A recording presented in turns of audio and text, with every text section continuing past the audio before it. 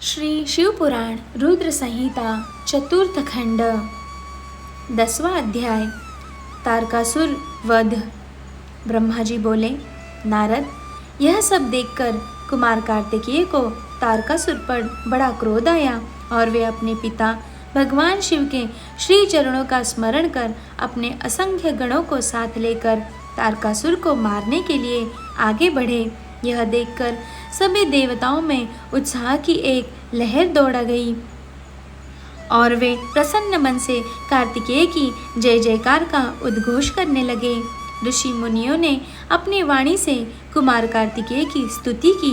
तत्पश्चात तारकासुर और कार्तिकेय का बड़ा भयानक दुस्सह्य युद्ध हुआ। दोनों परमवीर और बलशाली एक दूसरे पर भीषण प्रहार करने लगे। दोनों अनेक प्रकार के दांव पेचों का प्रयोग कर रहे थे।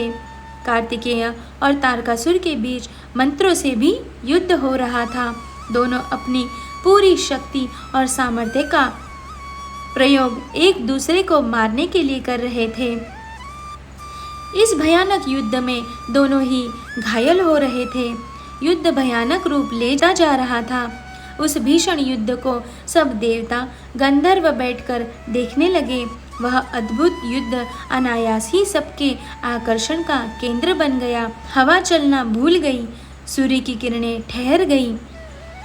यहाँ तक कि सभी पर्वत इस युद्ध को देखकर अत्यंत भयभीत हो उठे।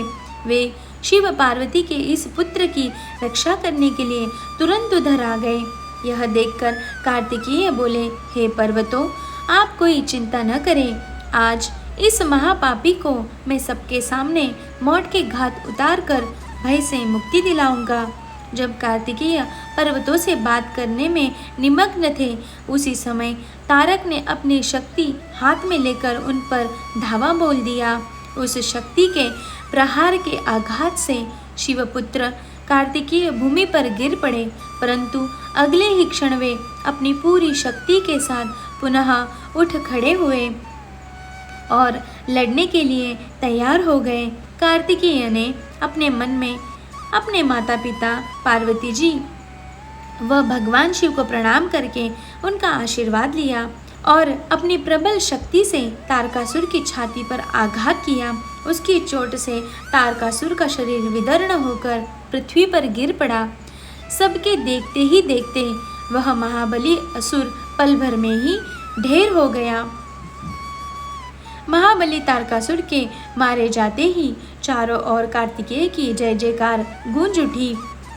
तारकासुर के वध से सभी देवता बहुत प्रसन्न थे।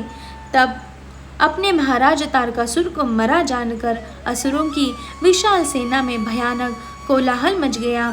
अपने प्राणों की रक्षा करने के लिए सभी असुर इधर उधर भाग रहे थे। देवताओं ने मिलकर सभी असुरों को मार गिराया। कुछ असुर डरकर मैदान छोड़कर भाग खड़े हुए थे, तो बहुत से दैत्य और राक्षस हाथ जोड़कर कुमार कार्तिकेय की शरण में आ गए और उनसे क्षमा मांगने लगे।